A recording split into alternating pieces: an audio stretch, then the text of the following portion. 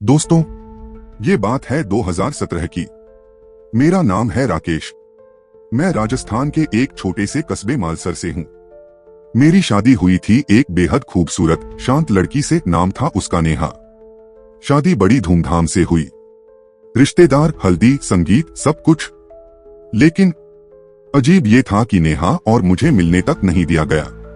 उसके परिवार वाले कहते थे लड़की शर्मीली है, पुराने संस्कारों वाली है।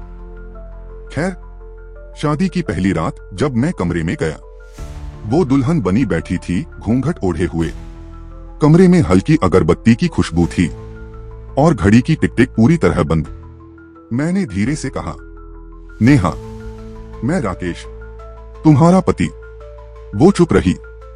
मैं पास गया, घूंघट हटाया। चेहरा बहुत सुंदर, लेकिन उसकी आंखें बंद और चेहरा बिल्कुल ठंडा ठंडा, जैसे बर्फ हो। मैंने घबराकर पूछा, ठीक हो ना? तभी उसकी आंखें धीरे से खुली। दोस्तों, उसकी पुतलियों में कोई रंग ही नहीं था, सिर्फ सफेद और बीच में काला घेरा। और उसने कहा, मैं 7 साल से इसी कमरे में इंतजार कर रही थी। तुम 7 साल लेट हो गए राकेश। मेरे होश उड़ गए। मैंने कांपते हुए पूछा, मतलब? वो हल्की सी मुस्कुराई और उसके जिस्म से धुआं उठने लगा। उसने कहा, जिस दिन मुझे इस घर में मारा गया था, मेरी शादी होनी थी, लेकिन अब मेरी शादी पूरी हो गई है और अब तुम मेरे हो, हमेशा के लिए। तभी कमरे का दरवाजा अपने आप बंद हो गया। लाइट्स गुल, तेज हवा और अचानक मेरे हाथ पैर में मेहंदी जैसी कोई चीज लिपटने लगी, जैसे कोई मुझे बांध रहा हो। मैं बेहोश हो गया।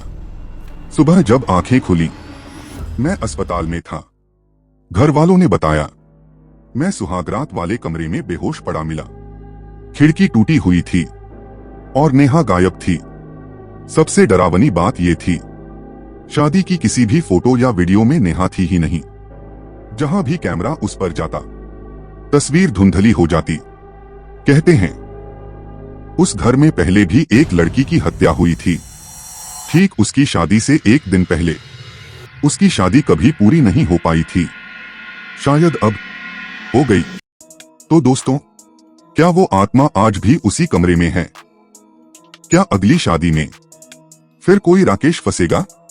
अगर आपको ये कहानी डरावनी लगी तो लाइक करो, शेयर करो और हॉरर सफर को सब्सक्राइब करना मत भूलना, क्योंकि अगली बार और भी गहरा डर आपका इंतजार कर रहा है।